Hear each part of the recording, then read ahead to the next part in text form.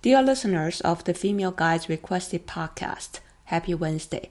I'm your host, Ting Ting from Las Vegas. Today, our guest is Caroline George. I'll say every active and want-to-be female guide should listen to this episode and multiple times. Caroline's voice was soft and comforting, but the words were incredibly impactful. The wisdom came from the essence she extracted from life events and decades of mountain climbing and guiding. The conversations provoked me to look into myself honestly and ask the ultimate question of why.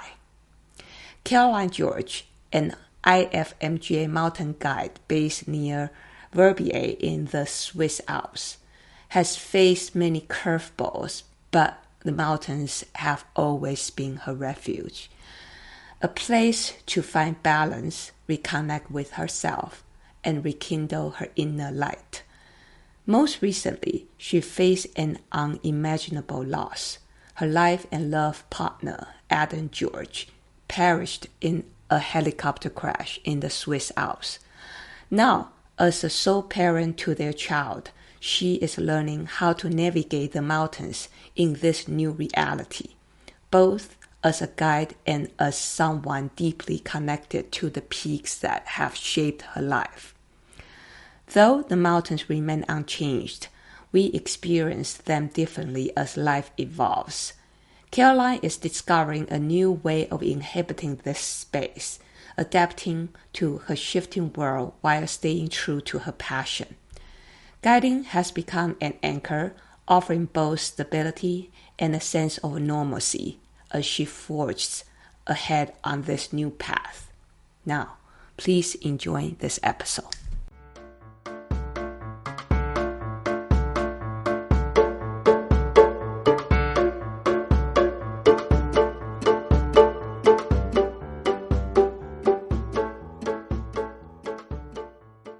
Yeah, I think for me, like coming from Europe, it was never an option to do anything other than the IFMGA format. Because you can't That's work what I here. heard. Yeah, that's what I heard. But it's not fully true.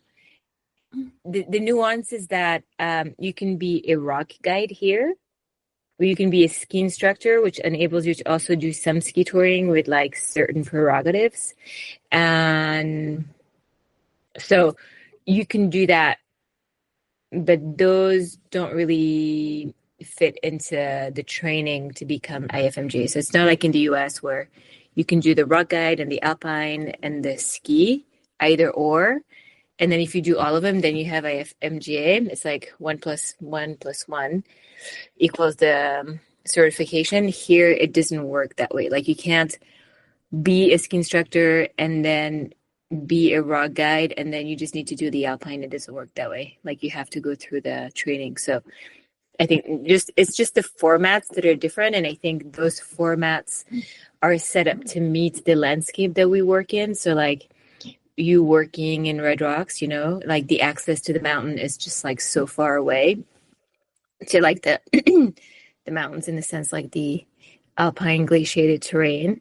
It's so far away that like it's not sustainable, especially in this day and age that is where there's a big narrative on climate change, the impact of travel. It's just not ecological. My mom would always say, like, you have to do things that are ecological or environmentally friendly for your body, for your mind, for the planet, like a combination of that. And I think because of the vastness of the country, it's way less sustainable to have access to all the realms of the mountains, I guess. Whereas here in Europe, it's very concentrated, you know, like where I live, I have access to the mountains, to many mountain ranges or countries with like rock everywhere, alpine terrain, skiing, like lots of ski resorts. Everything is very close together. So it makes it possible and sustainable a lot more. You are the first guy that I've ever interviewed who was raised in Europe. And I do interview some other IFMGA guys, and they work in Europe, but they are based in the States originally. So I think that's a little bit different. Can you tell me about your background growing out a little bit?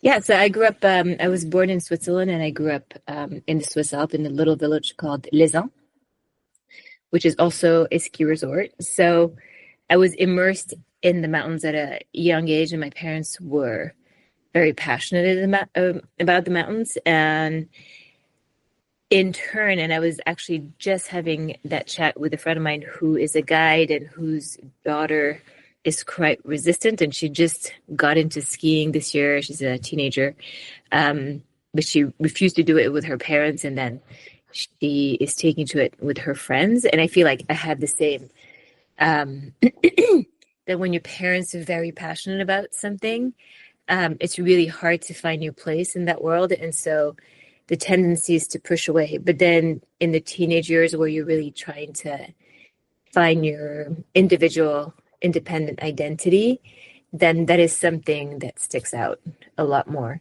And oftentimes, more often than not, like it's the community that you meet through these practices that keep you in that passion, I think. That's tricky, right? Because I heard a lot of climbers, parents, they say, oh, of course they wish the kids also love climbing, but then they also just like, oh, we don't want to push it too hard, then maybe they won't like climbing. That'll be bad. So so you're talking about your experience that when you were growing up too? Yeah, I was experiencing that when I was growing up as well. Like I was definitely pushing back. And then when the time came for me to find my own identity, that came on strong. Suddenly that's really what I wanted to do, both for like the identity that it gave me, but also because of the community, or thanks to the community that I found through that, and has been a constant in my life. I see. And for you in Europe, my imagination is that guide as a profession was not foreign, because I know in the States, a lot of people don't know, wow, you can make a living as a guide. Was that true? Is that true? So the question is whether you can make a living. It's a profession. So the question is like, when you were at a young age, you recognize guide could be a possible profession. Yeah, so I went to law school, trying to follow what is perceived as a well-to-do studying scheme. But I was like really passionate about the mountains. I also really needed to go. So I knew from growing up that there was this job. Like I saw a lot of guides. There was like every year in the summer, there was a celebration of the guides in the village that I lived in. My dad worked as a guide. He's not certified, but he worked as a guide, like for school, taking kids. At the time it was a lot less formal. And so, yeah, I was really immersed in it, and I knew this was a job. And so when I was in law school, I took friends with me to the mountains because I just didn't know that many people. So I was just like, oh, I'm going to take them. And that was a really good learning curve for me. And then I realized I could get paid to do that. That's been the journey thus far. And now in my current life circumstance, so April 2nd last year, my husband, who is also a mountain guide, died in a helicopter crash here in Switzerland. And on this journey of grief and healing and rebuilding, I can see that the mountains is a place of grounding for me, and I'm just discovering a different way to be in the mountains, something that's softer, where I gain satisfaction from doing easier things that are less taxing on my body, so that I can be present with my daughter as her sole parent right now. And it's nice to discover something that's less aggressive to my nervous system. I read a lot of about you online. I was a little nervous coming into this interview. I was like, oh my God, there's like so many knowledge, climbing ascents, North Faces in Europe, and first ascent on ice and mixed routes. So early days that you were also participating in the World Cup, Ice Climbing World Cup, and you were a sponsored athlete and all that. So definitely there was a lot of hard climbing there. Yeah. And so what would you say about your transitions throughout this guiding and climbing career? I know that maybe the first is between the law school and guiding. That was probably a pivotal moment. And Between the what? Sorry? The law school. The law, the law practice school law. and guiding. Law school and picking your choice. So I would love you to describe that. And then the second maybe is the pregnancy with your daughter, for having your daughter. And then the third thing that I saw probably is the recent loss. It's just within a year that your husband passed away. So can you kind of describe that all these pivotal moments that affect your climbing or guiding trajectory? So I think those are like pivotal moments that stand out, but actually there's more nuance to that in that as a teenager, like I said, I needed to find my identity, and I struggled with that. I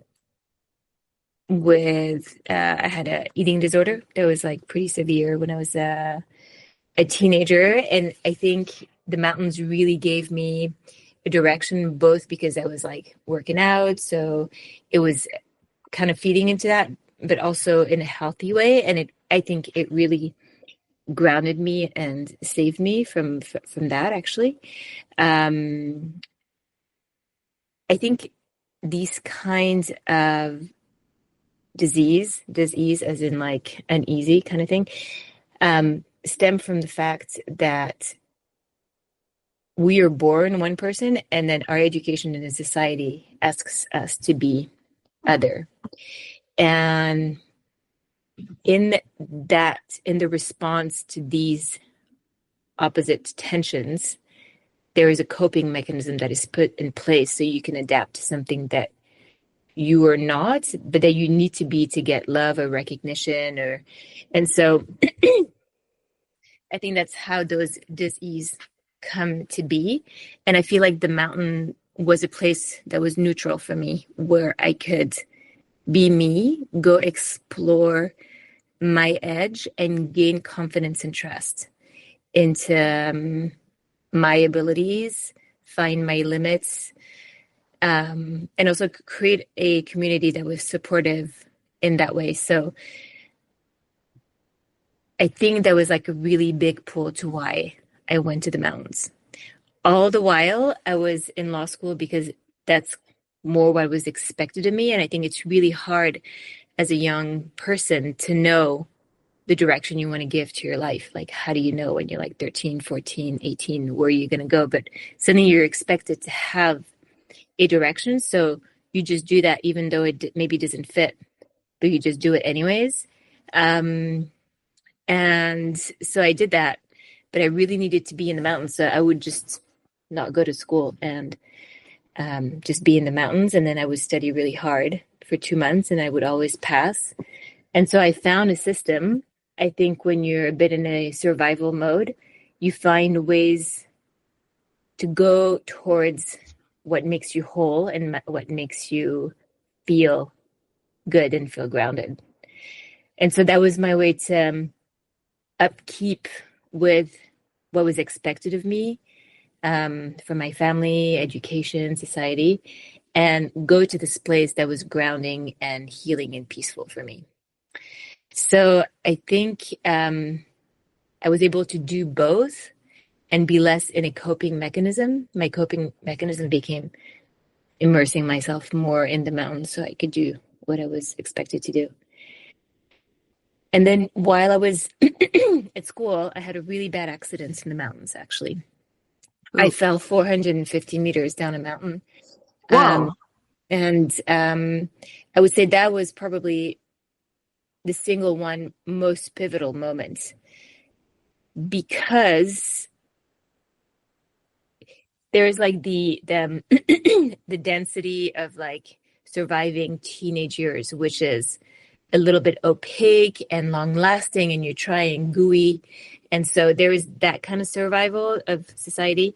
And then you have a pivotal moment that is like so sharp and cut and dry that it just shifts everything. And you just go to the essence of what you want to do in life or how you want to be in the world. And so that moment when I fell 450 meters down this mountain, it was April 9th, 1997. And I was with just a friend, and at the time there were no cell phones. And so he went to go get rescue on the Swiss side, but I had fallen on the Italian side, and the mountain is called Mont de Long, and it's bordered to France, Italy, and Switzerland. And at the time, there were no agreements between Italy and Switzerland for a rescue. So I ended up waiting in the snow for quite a long time, like 4 hours, roughly, maybe more. The weather was bad, like the clouds were coming in. So, and they thought, well, if she fell there, she's dead. So we'll come back tomorrow. So yeah, I don't know why they came. They came, didn't see me, left. They came back with a heli again, and then they saw me, and that was my survival moment. In this like they rescued me. I had like a broken sacroilium joint, a broken pelvis, 25 fractures in my ankle, broke all the ribs on the left side. One of the ribs touched my heart, and so I was in an intensive care unit for a while. And I was in the hospital for 2 months, flat on my back with a pin through my knee to pull my pelvis back in place because it was displaced, with 9 kilos at the end of the bed to pull the sacroilium back. So during that time, I was forced into stagnation and peacefulness of some sort. And all I could think about was like to go back to the mountains. Like there was a really big pull and a big force that came in that moment. And after that, I went all in. And I have been all in since then. So that was April 9th, 1997. And how old was you at that time? I was 21 years old. Wow. But I would say that was like probably the most pivotal moment for me and pursuing this life of the mountains. In that moment, it became an unconditional, also because maybe it stripped the pressure from my parents to be other, like maybe, I mean, I'm sure they wanted me to keep studying, which I did to the end.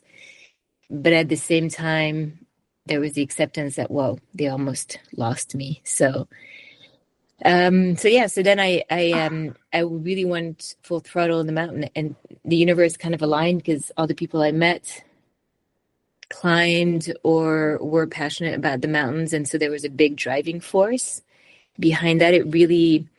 It's a really multifaceted. It was really the mingling of the community, the passion, the sports, and meeting people. And and that led to me entering the ice climbing World Cup. I'd never really ice climbed. There were just no girls, so they were desperate. So I was one of those like, come and climb because we have really no one else, and even if you suck. But that opportunity changed my life, because since 2000, there has not been a year that has not been a winter that has not been dedicated to ice climbing. This is the first winter I've climbed one pitch this year, and that was like 2 days ago, because I'm trying to limit risky activities as the sole parent to my child now. But really, it's been a driving force and a passion, and something that's really rhythmed my life in a really positive way for me. And in 2005, I had another pivotal moment. My chapters are very sharply cut. Like in 2005, my ex-boyfriend committed suicide, and he was a guide and a pilot for the same company my husband died with. And that was a massively pivotal moment. In that moment, I was doing my law practicum. I was working in a law firm. And when that happened, it brought me even more into survival. And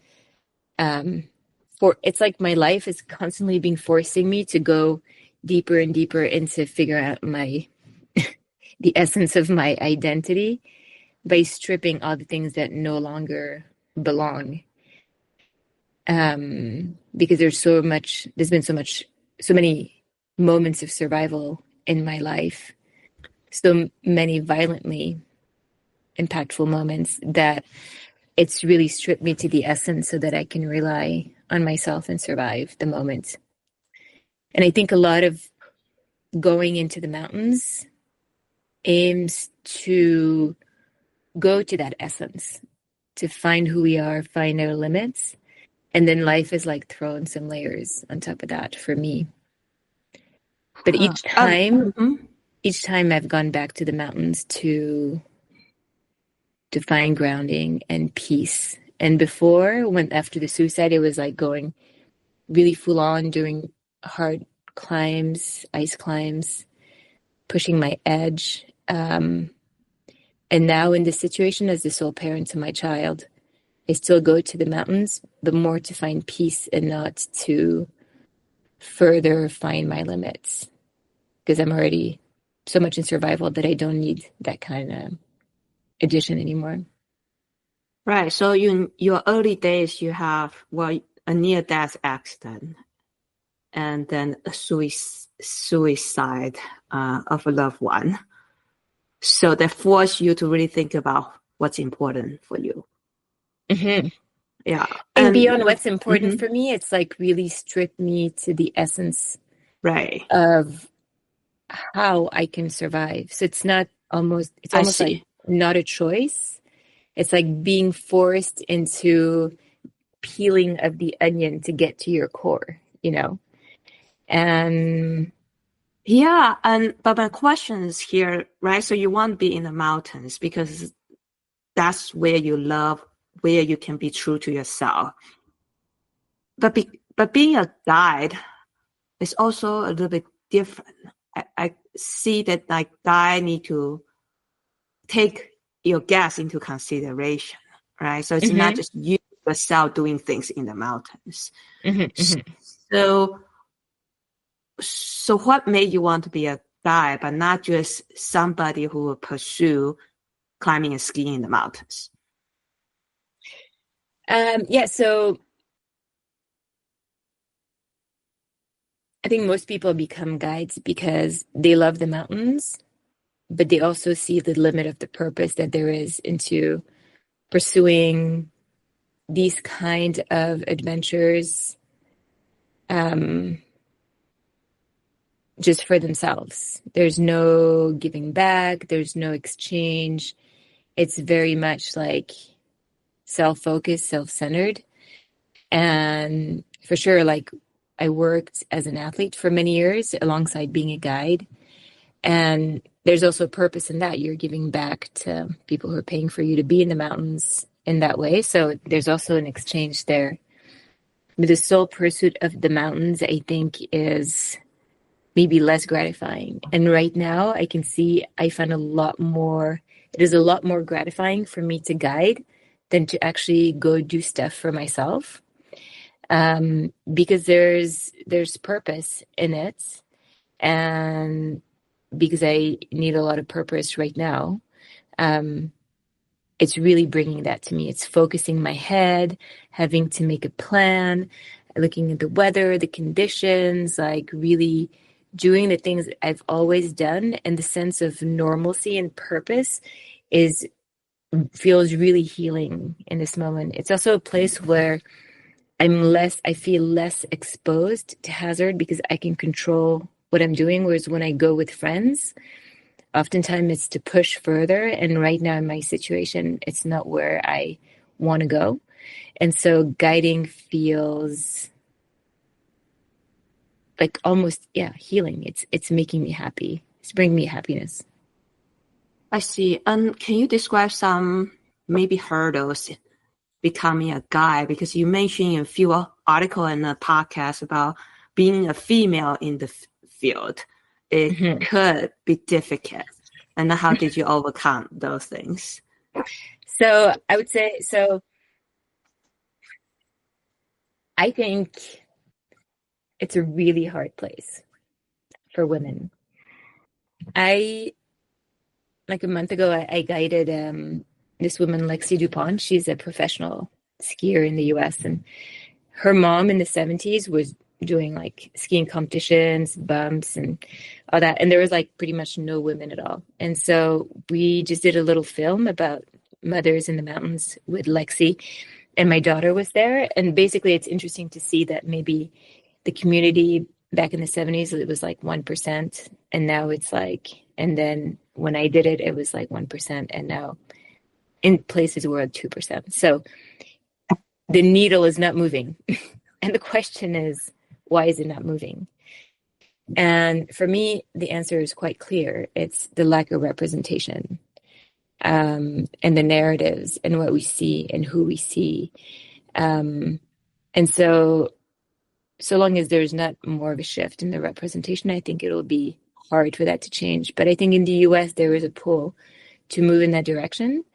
But I don't think I never had a female instructor. So here in Switzerland, there's still no female instructors, so which means no representation in the instructor pool. And so I think that really prevents a lot of women from attending. And it is also entitling the pool of instructor to have a judgment towards women because they are coming to the course as themselves, and they need to be forged into what we perceive they should be. And so I think it's really hard for women to have to be other to fit a mold that they don't fit in. You know, there is a bit of a, for lack of a better word, it's violent when you have to adapt so much to who you're not just to get a certification.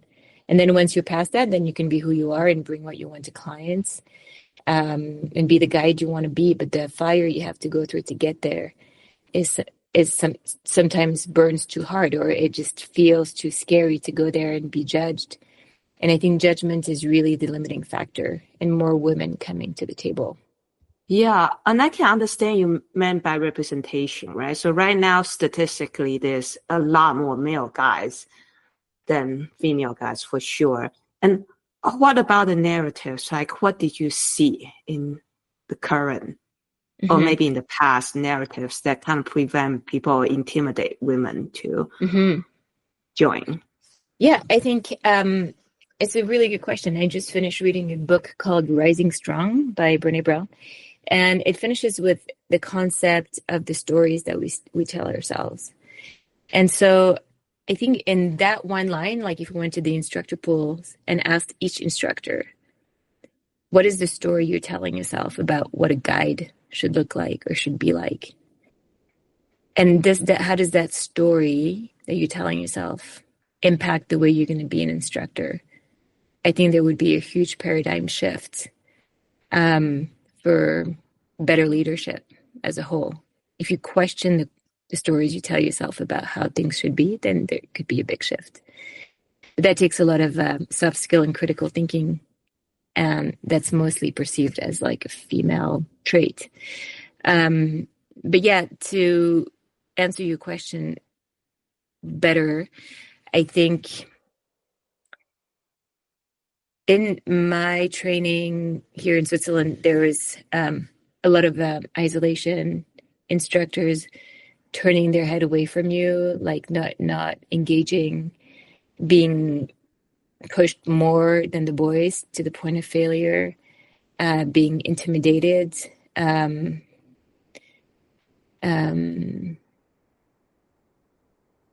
yeah, I would say that's one of the greatest pains in my life. Like my interest, it's like it is the dark cloud in my career in the mountains. I would say what I experienced in the guide course here. So I think also I was like shamed for being competent. By then I'd climbed like the north faces of the Eiger and the Matterhorn. And for that, there was judgment and shame, like how dare you? I even had men tell me, How why do you dare have to? you?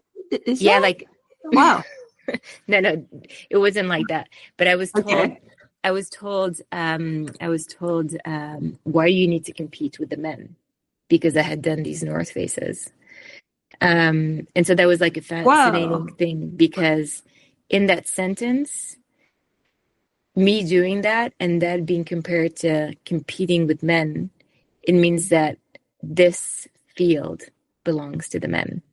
And that if you enter, you're in competition because they own the train.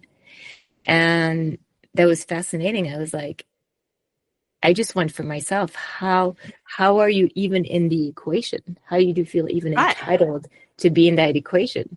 Like I just went with a friend. It was actually a guy. It was all fine. He just didn't feel like I was chopping his balls off because I was with him. And That's yet right. others perceived it as such. They perceived it Mm. as a threat, as competition when I didn't even know I was competing. Are you competing when you don't even know you're in a competition? Right. And I thought, yeah. So yeah, there was a lot of that. And I think these early perception of what I was doing was creating negative judgments and how people were entitled to have a judgment, how it was impacting their identity was a really big marker. I think until then, I just thought the world was a world of possibilities. And that's when I hit the glass ceiling. Oh. So you kind of, for you, those are the hoops, like all the certs and trainings and the hoops that you have to jump through. And Yeah. in order Hmm. to now, since you are fully cert IFMGA mountain guide, now you can do what you want. No, no, I don't think it's that simple. I think Okay. once you've been um scarred or tattooed with this Mm. feeling, it stays with you. And so it impacts your whole future experience in that community from the people who are like-minded. So I feel like the community of guides in the US is actually very open-minded. And I think the new generation of guides in Switzerland are very open or a lot more open-minded, depending where and whom. But I definitely feel like impacted by what I experienced for sure on the guide course, and it's stayed with me. Like I've Right. definitely felt like I had to prove a lot more, Mm. and that's Whew. always stayed with me for sure. Hmm. I see. So at that time, you kind of have to tough it out. But looking back, that was not a very good environment. No, and it was interesting because a girl who lived with us, she's been working in Scotland, and she just wrote to me something that just spoke to my experience so well. And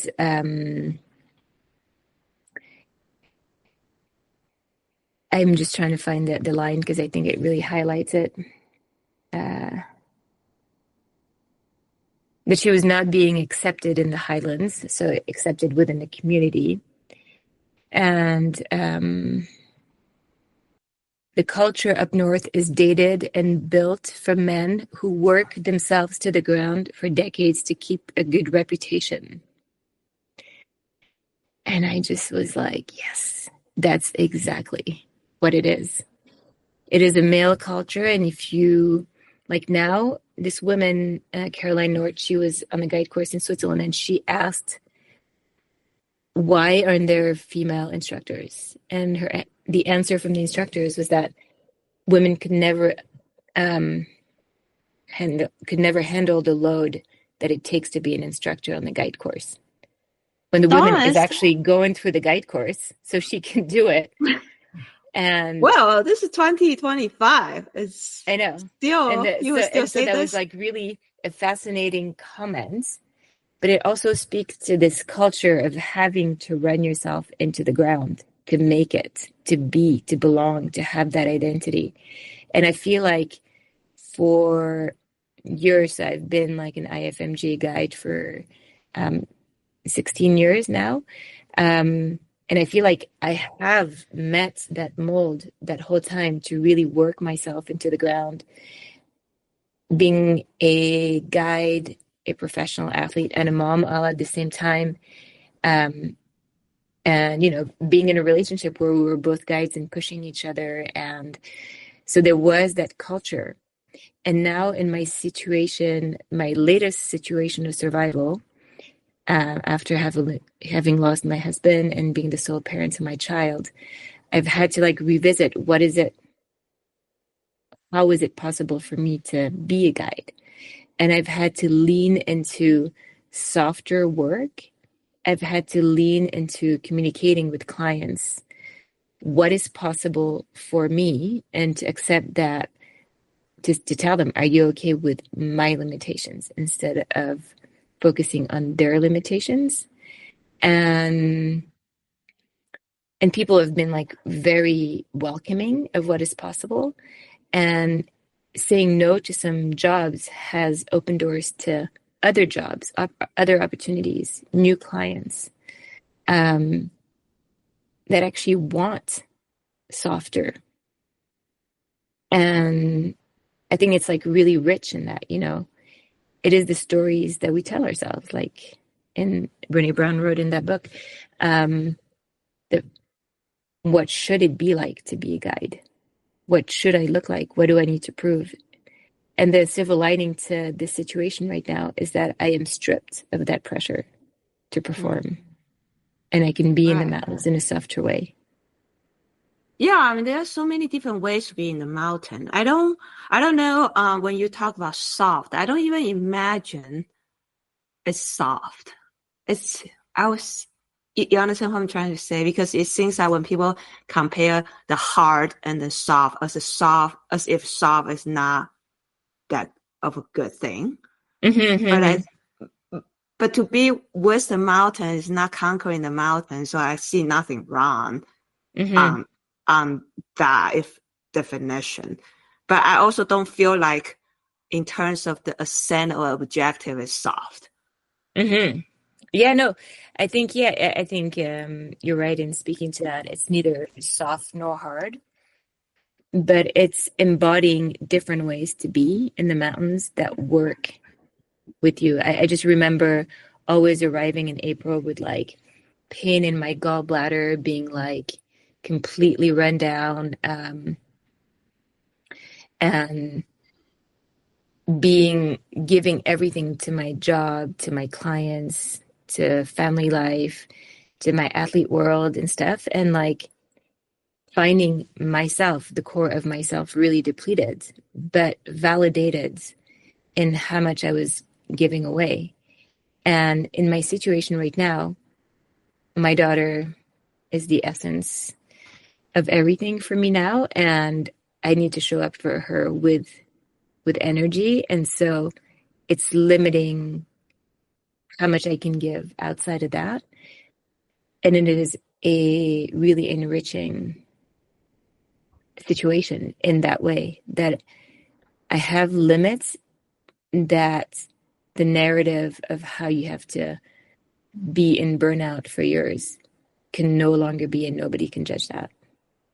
Right. And I certainly know that there's like real challenge for women being guides, because, well, pregnancy is like 9 months or 10 months long. And then after that, you have a recovery phase. And then usually when kids are younger, they need more attention and all that. So those are like realistic constraints. Go ahead. You want to say Yeah, I something? mean, like for pregnancy, I think I think it's an important subject. I think it's also a very limiting factor for women wanting to pursue this job. They really question, is it guiding or pregnancy? Um, so I think like normalizing the narrative of like a softer approach or less burnout-y approach to the mountain is possible, and people are understanding of that. They're there to have an experience with you more than just a summit.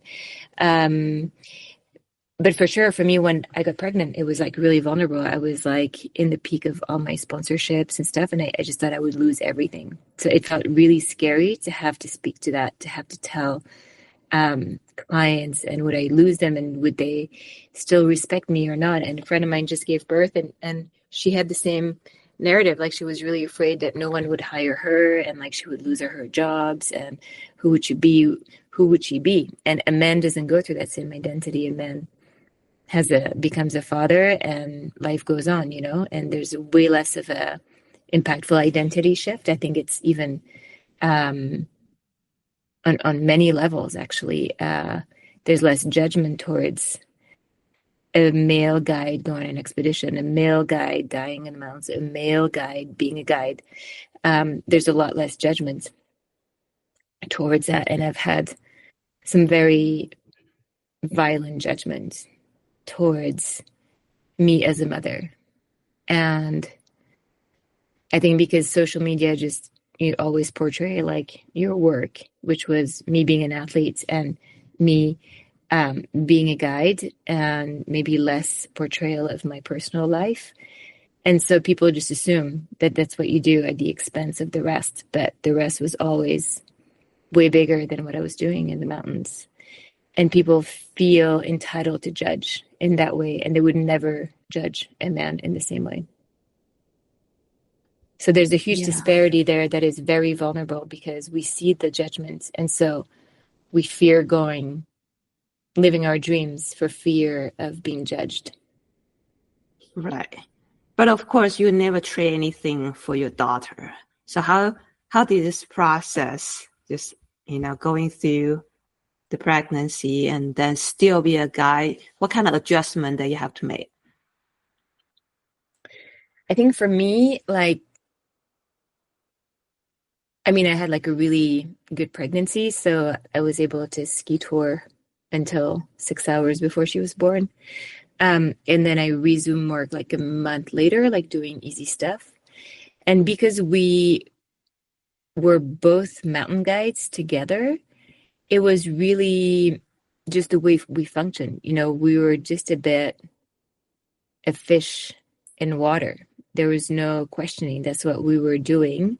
And we adapted, and my mom would come and help, and his parents would come for a month, twice a year to help. And it was quite organic. It's just what we did. And then we spent a lot of time with her, went on holiday with her. So I feel like we had a really balanced equilibrium. And so I wouldn't say that being a parent forced me to compromise so much. I would say this new situation now as a widow is a lot more impactful, because in losing Adam, I lost the love of my life partner, my daughter's father, and I also lost a life structure that we always had as guides. Like we became guides together. We met, and then we became guides, and then we had a child. So everything just like flowed and was organic in the setup.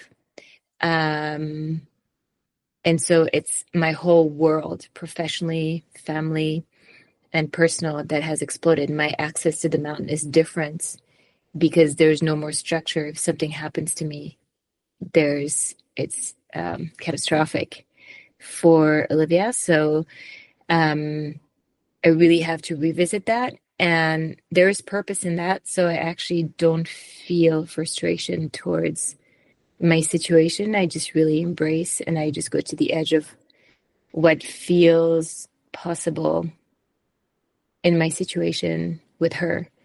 And she is starting to be quite passionate about the mountains herself too, which is also very vulnerable because I know it's a risky place. And so I'm having to identify really clearly what tools work in the mountains so that we stay alive.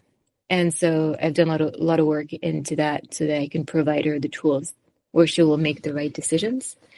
And so there's a lot of beauty in the process because the survival mode is really forcing me to identify many positive things. Now I feel a little bit scared because you mentioned the survival mode so many times. But I think that as a person, I don't know how many survival mode I can turn on, how frequent I can turn on my survival mode. It seems like if I turn it on too many times, it could potentially lead to like burnout or some other negative destruction and all that. So I'm curious, like, how did you even go through those potential downward spiral? It's a good question. I think I don't know. I think my life has been set up to like be able to brace for the impact. But also it's taught me the tools to be able to go through those fires. And there's a real gift in that, like it's created a lot of resilience, a lot of critical thinking, a lot of identification of what is normal, not normal, possible, not possible. It's enabled me to communicate extremely openly and to be a lot more authentic and genuine and to meet my expectations and not that of society or what we perceive as should be. I just really try to be as authentic as possible. And I mean, initially it was like really, really hard after the loss for sure. And it's still extremely hard. And I would say now I'm in a calmer place. I'm able to really go within and really rely on myself. So in a way, it's a very empowering situation because there's no one else to do the job. So I don't have crutches. I have to rely on myself. Though I have an amazing community around me, I've really had to go within and find the strength within, which I think a lot of time going to the mountains is seeking to find that external validation through what we do. And the situation has forced me to only listen to my inner validation. So I don't think that my situation is the same survival type as you find in the mountains, where maybe the ice is going to fall down on you, or an avalanche is going to start, or a rock fall is going to happen, or you're going to rappel through your ropes or whatever, where it's focusing your attention in a way that's threatening. Right now, my survival is more just to be alive and less to seek threat to feel like I'm alive. I think it's a big nuance. That remind me, I read some male climbers books or whatever, and then they have some life struggle, and they just say, their cope mechanism is like, I'm just gonna go free solo this. so, and I was wondering, like, when you face the mountain or the rock, you just like, all right, I really have to focus on what I'm doing at hand. So the life struggle comparatively seem more manageable. Wow.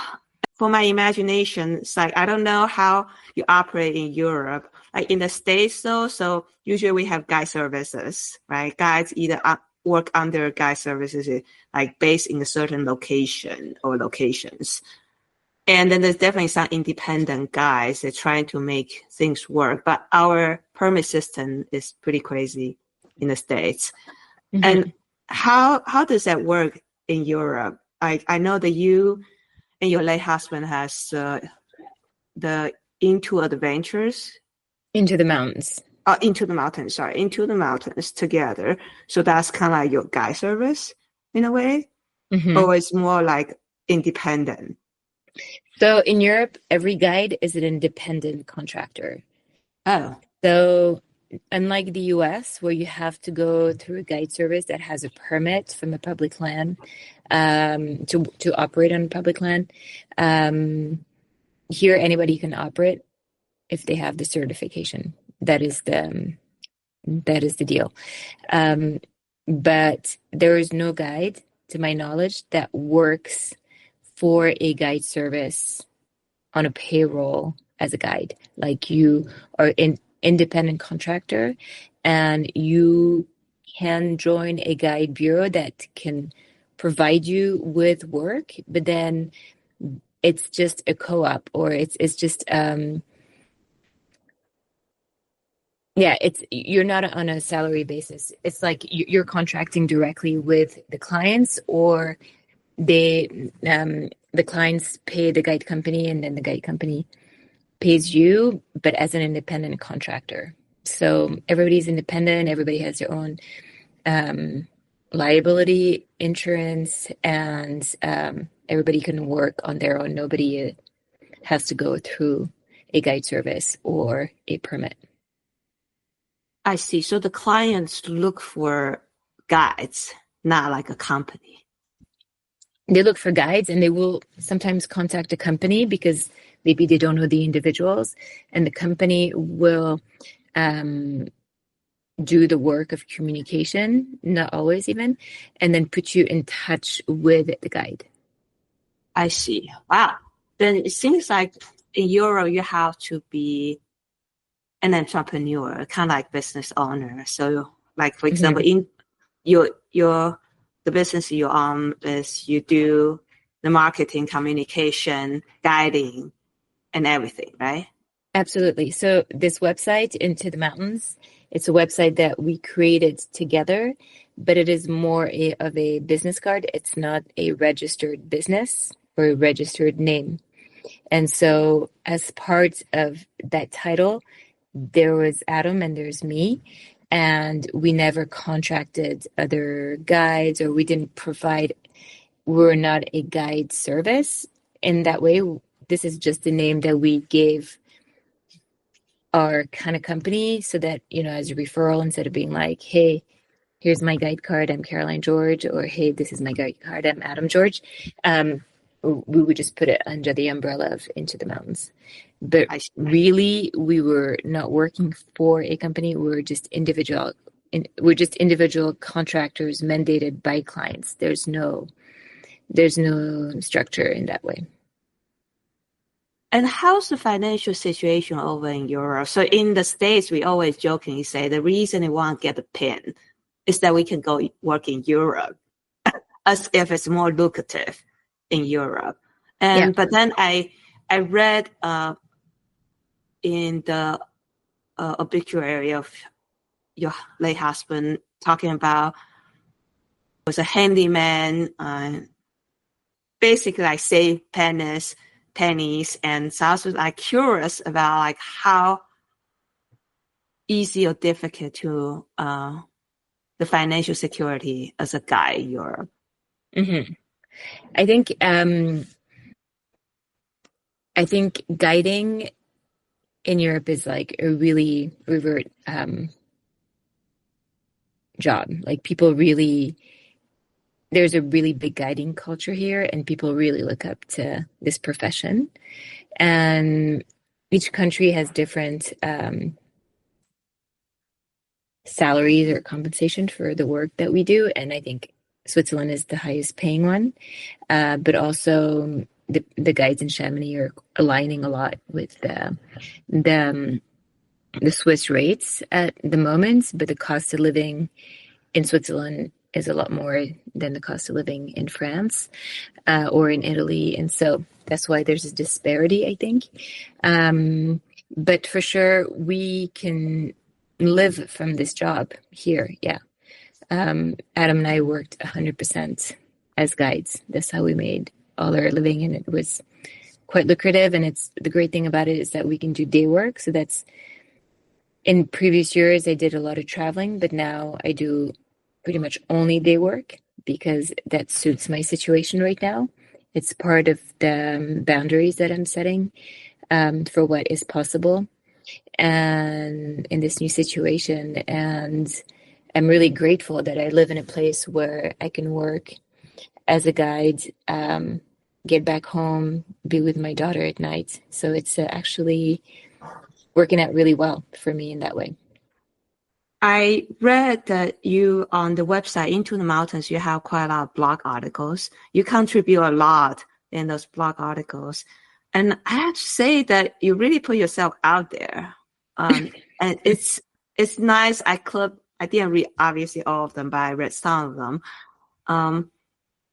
You were honest about the fear you were facing, and then the uncertainty you were facing goes through maybe some clients and some guide track programs, I would say. Do you think that you are always so open to share? Is that because you want to give? Well, I guess I'm curious about because I don't share a lot of things, but I feel like, wow, for me, it's nice to read those things because I can really relate and kind of give me courage. So I was just wondering your original intention of sharing those stories. Yeah, it's a very good question. I think it just goes back to this concept of like survival and, going through the suicide and the hardship and the guide course and all that. I think it was important. It's just important for me to be like really authentic in the world. And I think like you just said, people can relate to that. And I think I get a lot of messages about how people relate to what I'm saying, or like I've shared my grieving journey very openly. And I do get a lot of messages from people saying how it's really helping them in their journey through grief, or to understand what it's like to grieve. And I think everybody's going to grieve at some point, whether it's the loss of somebody or a job or a partner or anything, like grief happens on a daily basis. And so people relate and feel like by reading what I write, it's empowering them to be maybe truer to themselves or being a more authentic version of themselves. And I think ultimately there's a life purpose for me in that that people can be seen. I think the suicide really taught me that if you're not authentic, if you're not yourself, or if you don't have the place to be yourself in the world, you will die. Because I think that's why people commit suicide, because they can be who they are and they can't fit the mold they're expected to fit. And they're so afraid of being judged that they would rather die, and they do. And so I think that was a really big learning, and because he like left a note blaming me for the suicide.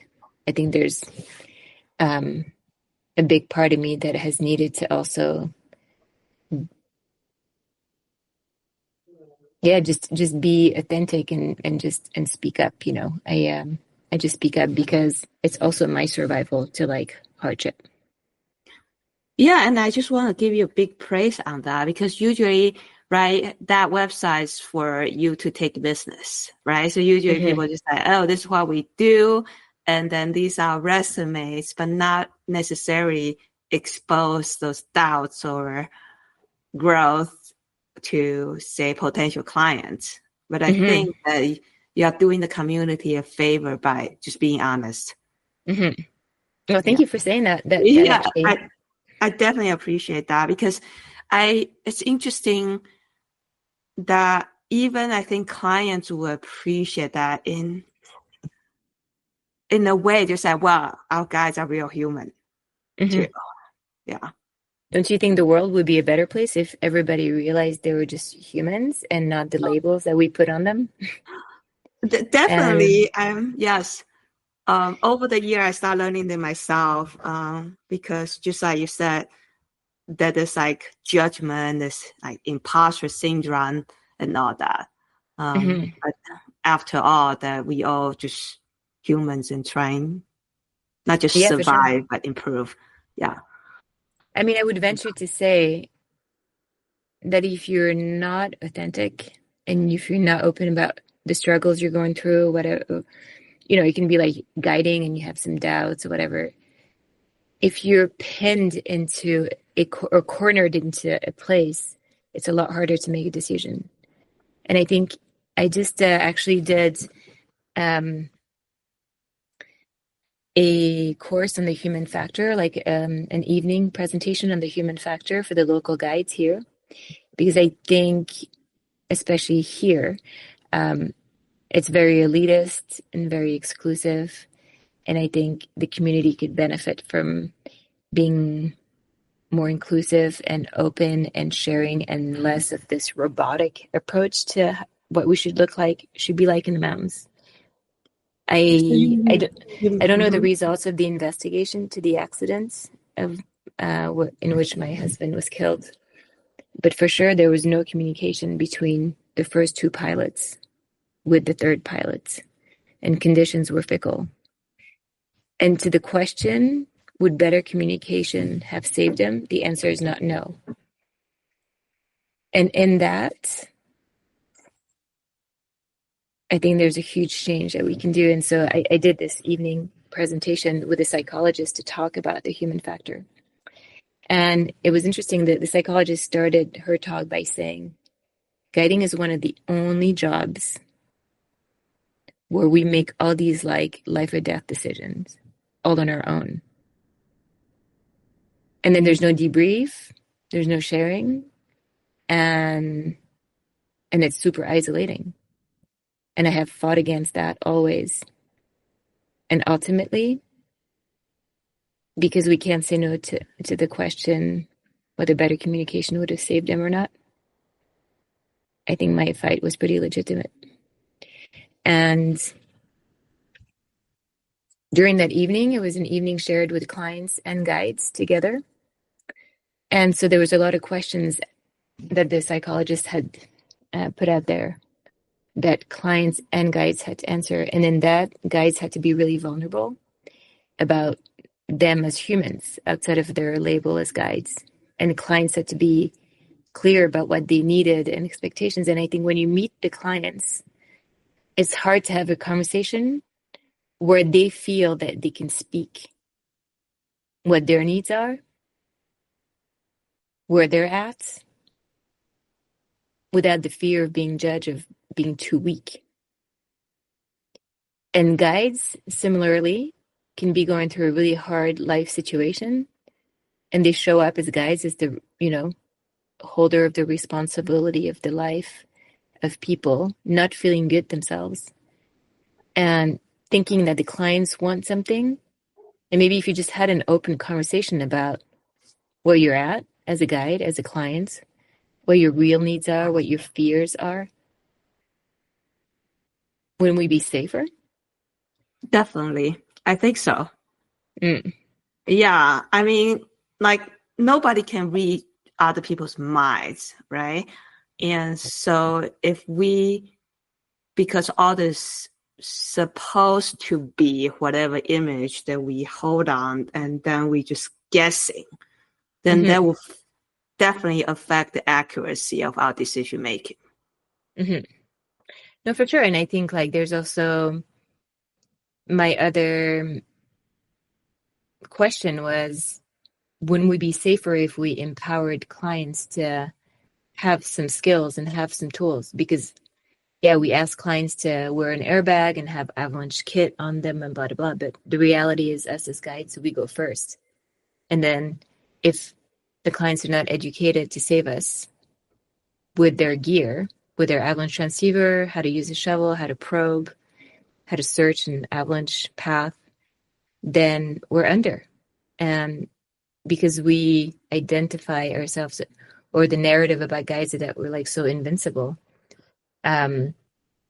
we pay the price of our lives at times with people not being able to rescue us. And oftentimes you're in terrain where there's no self-service, so clients don't know how to call a rescue, and maybe it's a whiteout. Maybe they don't know how to get out on their own. They don't know how to localize themselves. And so then you have a second accident on hand. You maybe have like a dead guide under the snow, a grieving family that's going to come up, and potentially clients who are going to die of exposure because they don't know how to call the rescue. So I think we're missing the point. We're focusing on like evaluating the terrain, the snow conditions, the gear, blah, blah, blah. But are we analyzing the consequences and who's going to save us and how? And so I think as guides, we can do a way better job to protect our own lives with our clients by empowering them. Definitely. Whew. Wow. Yeah. I would say that it seems that all the things need to be part of guide training too. The communication, absolutely. right? Like I went through my rock guide track, and definitely there's a lot of focus on technical skills, which usually fall into the background when I start working. I definitely need to have certain level of technical skills, but I think the daily job takes way more than that, right? Interaction with clients, so much more. But those things nobody really teach you. It seems like, oh, now you start working and just go figure it out on your own. Mm-hmm. And I think a good metaphor for that is like all the technical skills you learn are a little bit like the walls and the roof and the bedrooms in a house. Unless they're inhabited by people, they're just walls. There's no life to it. And I think the technical skills are a lot like that, And I was just teaching an avalanche course for a local school where a local ski school where I was saying the same, like, so we teach about the terrain, the conditions, the human factor with like the gear, who's coming, what's their level, who's above, who's below, like these really practical things. But the reality of it is these things don't come alive unless there's a human behind them to make them come alive. And so in my situation now as the sole parent to my child and her liking the mountains, the one skill I've identified that can potentially save her is to tell her, to give her the right to say no, to give her the possibility to take a step back and to notice the trigger and to have the space to give a response that is going to save her. And I think the space between the trigger and the response is very hard to identify when you're with a group, when there's pressure, when there's wind, when it's busy, or you're alone and there's uncertainty and there's pressure. And to be able to remove yourself from all the noise and look at yourself from above and identify how each one of these elements is pulling on you, influencing you, and to be able to remove yourself from that tension and to make a decision that is aligned with what is right and what is going to keep you alive. I think that's the one greatest tool that you can provide anyone that is in the mountains, leaders, clients, because I tell my daughter, she skis like with ski instructors sometimes, and I tell her, he may be an adult or she may be an adult, but if you don't feel it, you got to say no. You can't say no all the time just because. But with critical thinking and your gut feeling and your intuition, your experience and your knowledge all combined, you have to have the ability to step out of this situation and say no.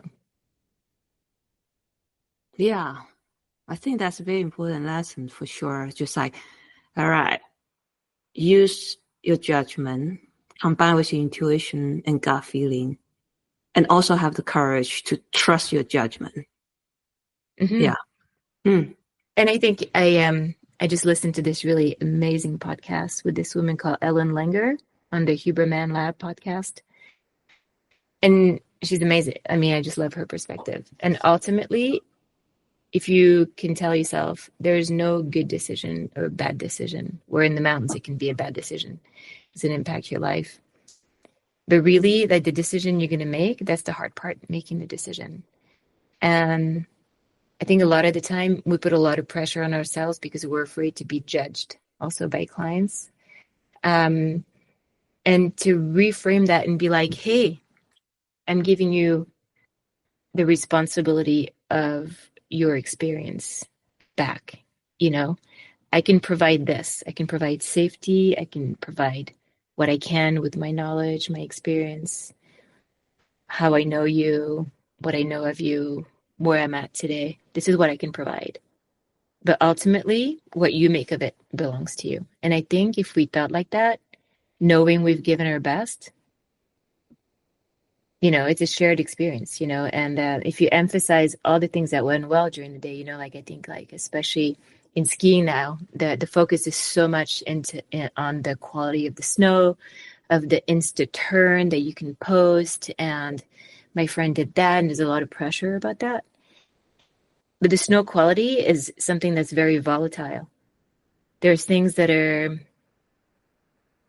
way more concrete, like what was your experience today? What did you learn? What was your human connection? What was the landscape like? What did you eat? What did you share? Like, what did you get out of the day? And if your focus is only on the snow, then yeah, you can ruin your day. But if you choose to focus on other things and have gratitude for the opportunity to just even showing up, having the means to show up and be there to hire a guide, gratitude that you have health, that you have the gear, that you have the ability, like maybe parents who got you to the slope when you're a kid, having a community that supports you, you know, all these things combined together. If you focused on everything outside of that one detail, you can have the best day ever. And so just to give the tool of gratitude to clients to focus on what they are getting out of the day, and that there is a choice in that, I think is probably the most empowering thing you can do for your job. Then my question is, so you mentioned earlier, well, in quote, softer guiding nowadays, and then maybe more day guiding nowadays because of your current situation, that so you can come back to your daughter at the end of the day. So what exactly is that type of guiding that you're talking about? What exactly is what? What is the softer guiding that you were talking about earlier on? Like, what's your current value when you take a client out? Like, what are you trying to accomplish? I think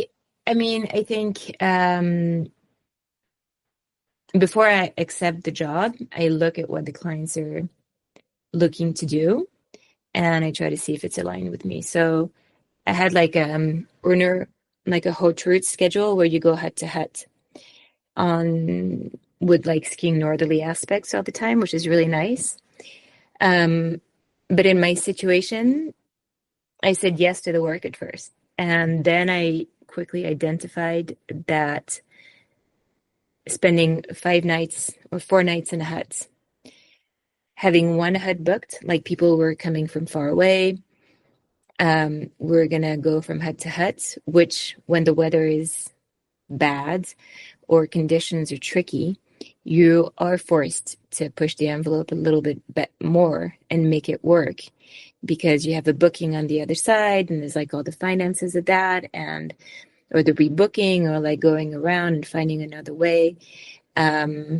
So there's less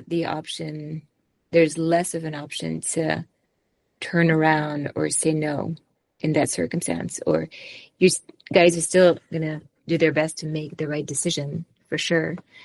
But you're pushed a bit further, and I choose to not expose myself to these kind of situations. So I told my clients, and I had a really open discussion with them about it. And I said, I need to feel accountable for what I'm selling you. And in my situation, I cannot provide what I perceive you need. And so I would rather someone else does the work. And so they were all bummed out initially, but ultimately there is a gift in saying, in having clear boundaries and saying, right now, this is not possible for me. And another client wanted to go on glaciers and like rappels and all that. And it was like 4 days. And in the same way, I said, if these are the skills, these are the things that you want to do, it is putting too much pressure on me right now in my situation. And so I would rather someone else do the job.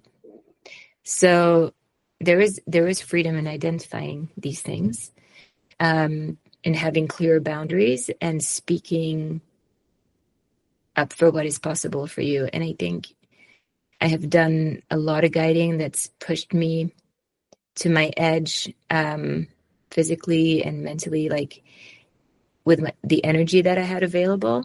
And I would say it's when I did maybe my poorest job. Or I would always show up and give my best. But there was always a cost to it, like I would come home depleted, or and I just don't want to go there right now. Like my daughter's 13 years old now, and that is the priority, to have energy for her. Right. I see. And obviously your situation will change. Then maybe you'll do other and who knows where it will lead me. But also, I think I'm also trying to be. There's also me as a sole role model to my child. I also want to teach her that giving everything to your job is not healthy. And so I'm also trying to be the parent that I hope she can be as an adult too. So I want to also her to see me not burnt out. I want to see her to see me available, not snappy, fulfilled, coming home from work being like, wow, I just love my job, which is how I come home from work these days. I'm like super happy when I come home. And, I'm not getting up 4:00 in the morning to go like climb like a 300-meter ice climb after a 2-hour walk and a 2-hour drive and rushing to be the first. And yeah, so, I was also the guide for the first all-female team expedition in Switzerland, and that was an amazing opportunity. It was great.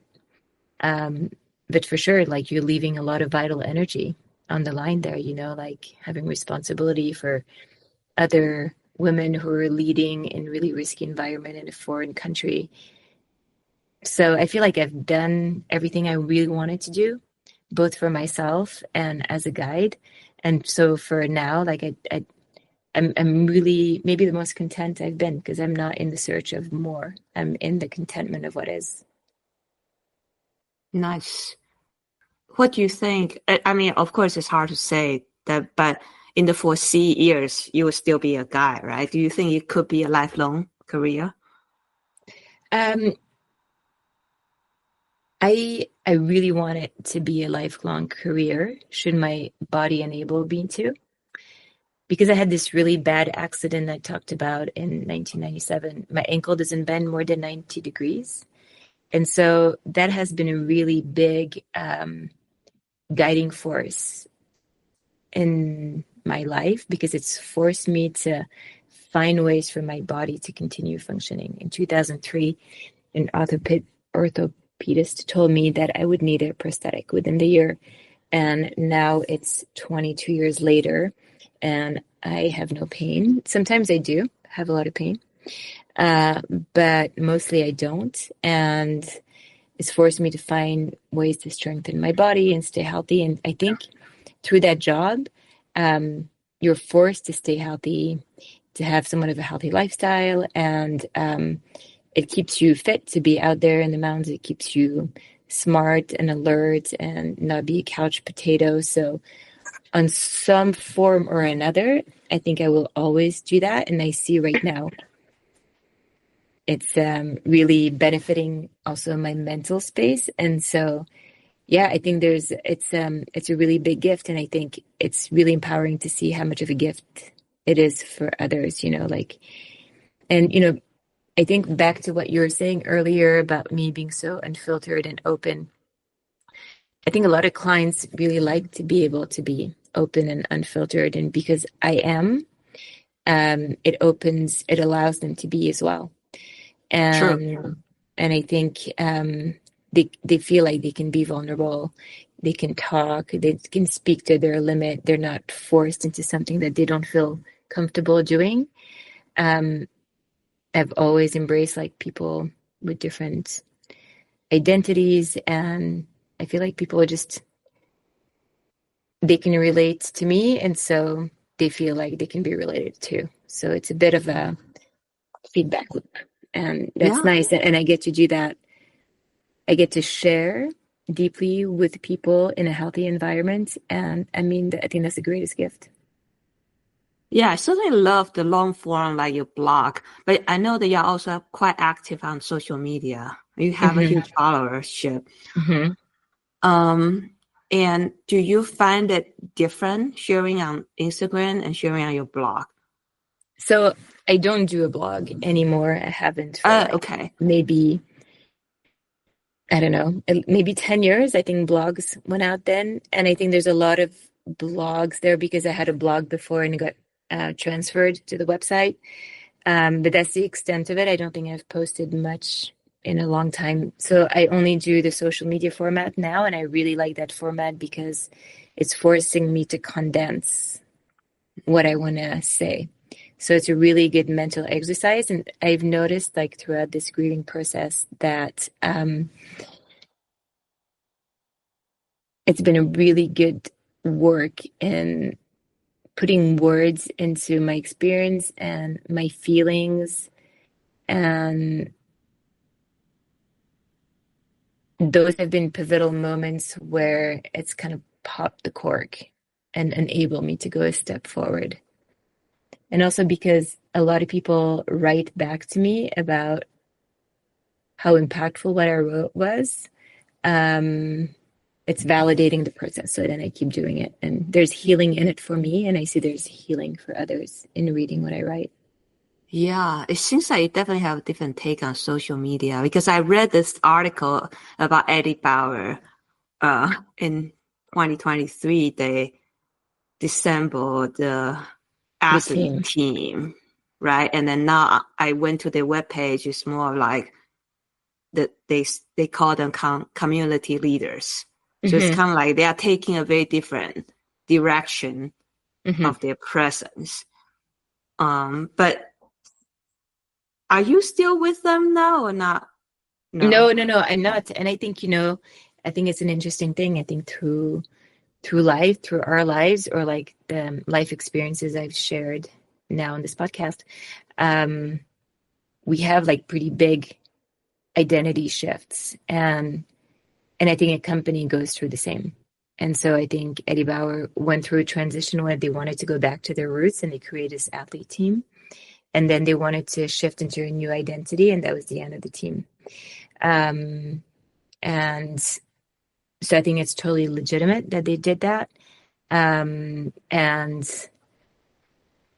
I was with them for like almost 15 years, and I've had like the most incredible experiences with them that I got to share also with my family. And it was just so amazing. But for sure, losing that identity was definitely a big transition for me as well, because I was 47 years old at the time, losing my biggest sponsor, and it's hard to find a new sponsor when you're that age, So it was letting go of something like that. And then the year after, I lost my husband. And so I've been also stripped a lot of these identities that have anchored me in the world. on some sort, or that I perceived were anchoring me in the world.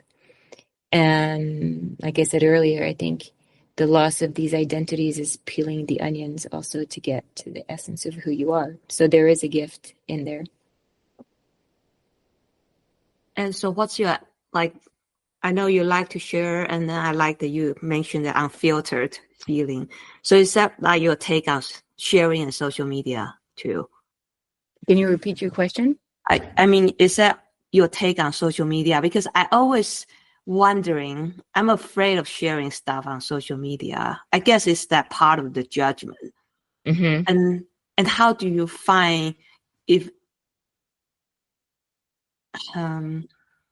I should not say, maybe not courage, but how do you find this validating in social media, especially many people portray it as evil? So the question is, how do I... How do you embrace social media? Because it seems like you enjoying sharing your thoughts on that. So, I mean, I think it's a good question. I perceive it as people write books to share their autobiography, and I just perceive it as a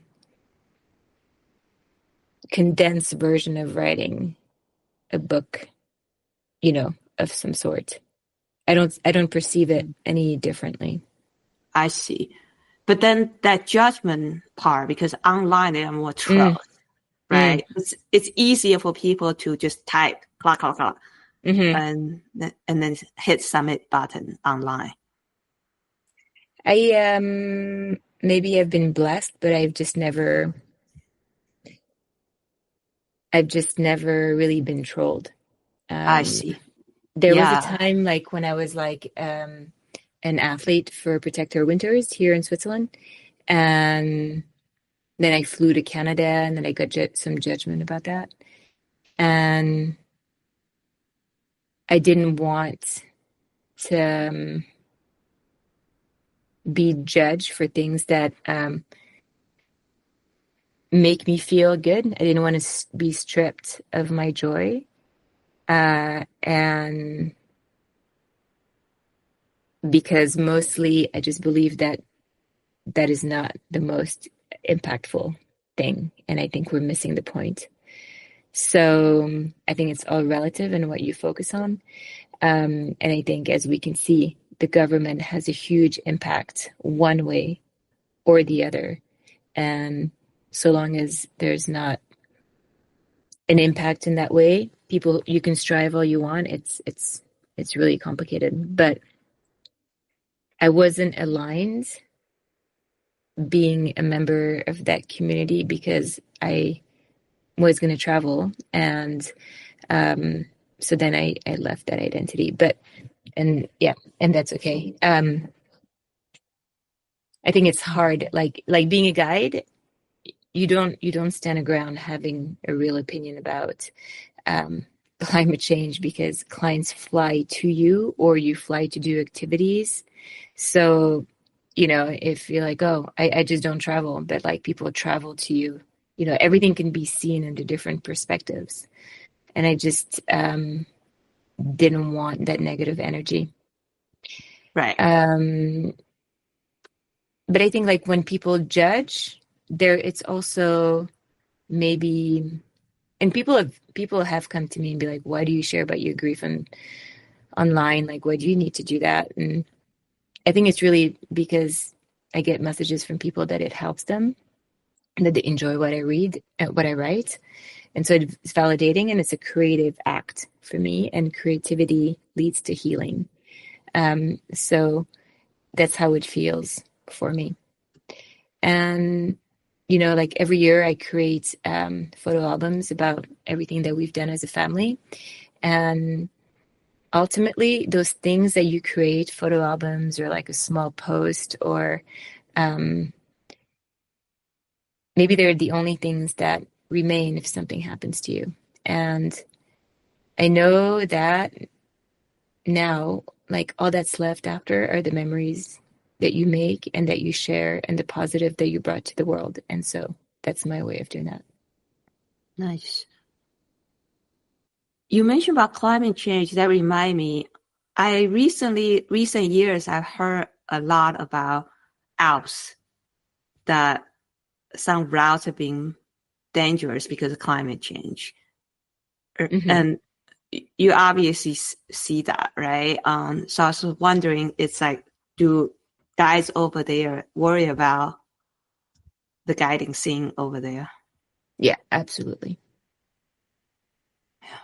Absolutely. And like a couple years ago, like there was still some guides who were just being like burying their head in the sand about it. But now we don't, like not all the ranges are being affected in the same way, because like the ranges in the Swiss Alps are older and more rounded. So there's less obvious rockfall. There is movement, but less dramatic than like in Chamonix, where the range is younger, and so the activity is more dynamic there. The mountains are steeper.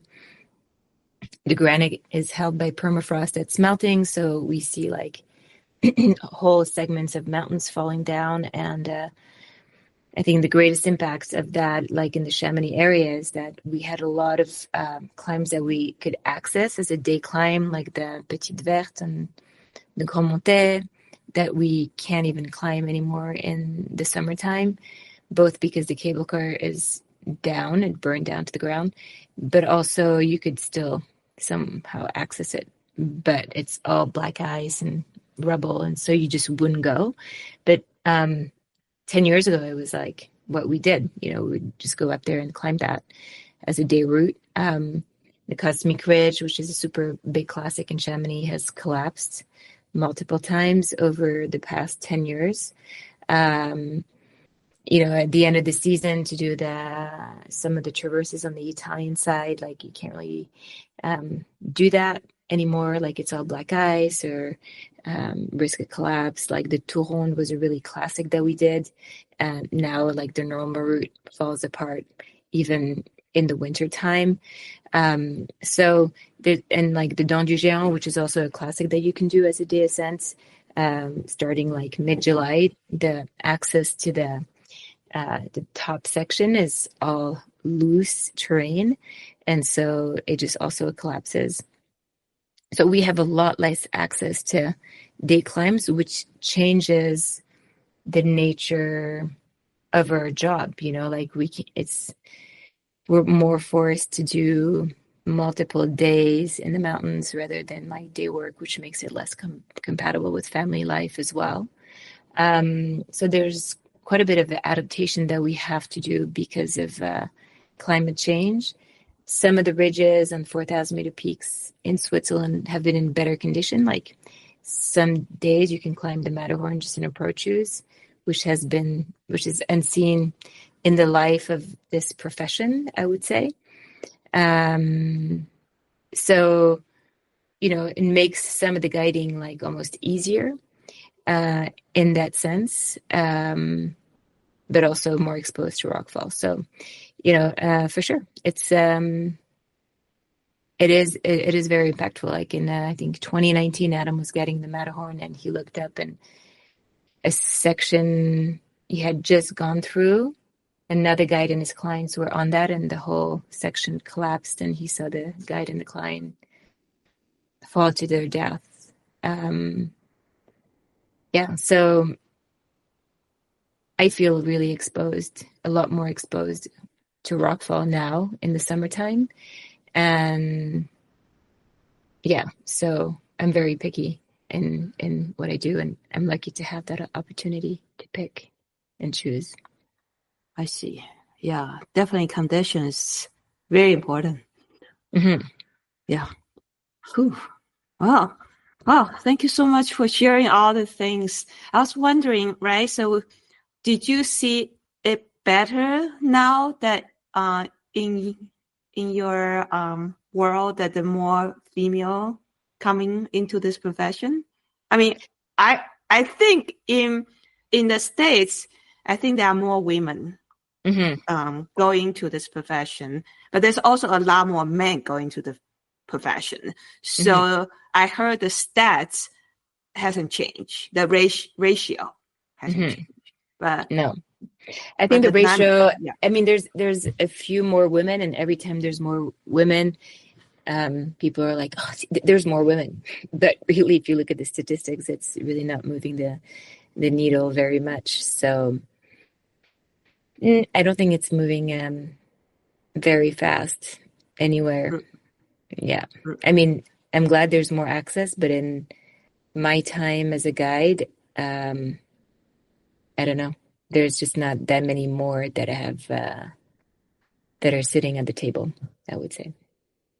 And would you say something to encourage them? If some listeners want to be like guides, what would you say? I think I would say don't be afraid of the judgment. You know, it's coming, but you need to really sit with the core of the onion. The core of the onion. Find the core of the onion and stick to it. If that's what I think, it's like that Simon Sinek's mantra, know your why. And go for your why and stick to it, and stand your ground. And like I tell Olivia, be true to yourself in the situation. Like if that's what you want to do and it's bringing you joy and that you feel that your life path, just go after it. No matter what job you're going to choose, there will be judgments. And if anything, you're bringing change to the world in a positive way. And you're bringing a positive change to the guiding community because you're bringing a different energy that community needs. Yeah. Thank you. I think those are all my questions, at least at this point. I wonder whether you have any other things you want to add.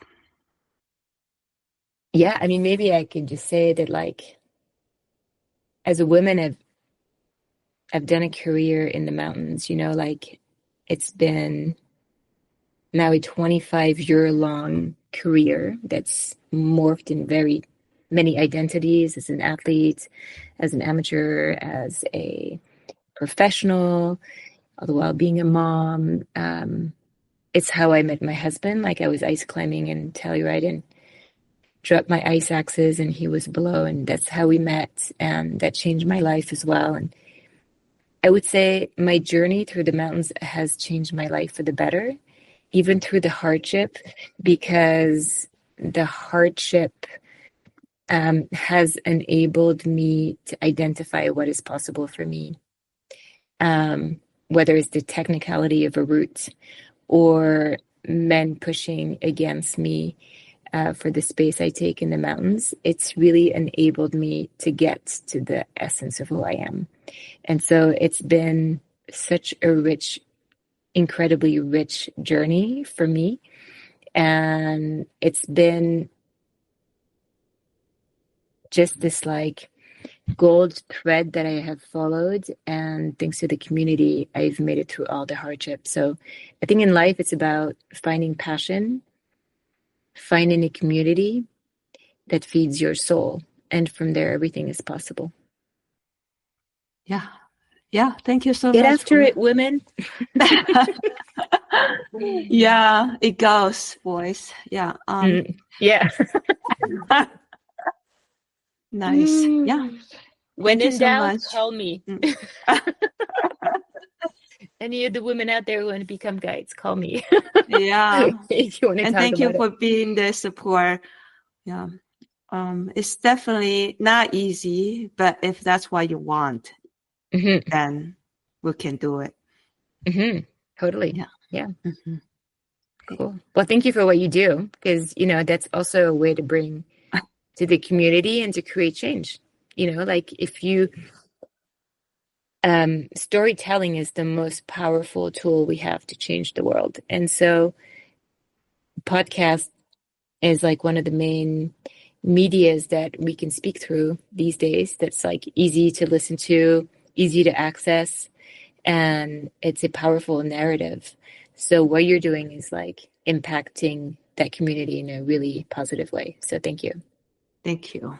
Because Yeah, I I'm thought sure. about doing what you're doing, and it takes also time, courage, energy, vulnerability, pushing judgment away. So you're showing up. So that's really big. Thank you. Yeah, definitely. That's like, at least I show up. I'm trying to keep updating regularly, and that's what I've been doing so far. I just hope that you can reach more people. Mm-hmm. Yeah. And it's funny because you asked me like, why do I share openly on social media? And like, but really you're doing the same. I mean, you're not exposing yourself, but like you're providing a vector for stories to be told so that it can impact people and that people can relate and change can happen. So you're doing exactly the same, just in a different format. It's just easier to ask people questions than answering Mm-hmm. them. Yeah. So thank you for being vulnerable and being on the show. Cool. Thank you so much. It was really nice to meet you.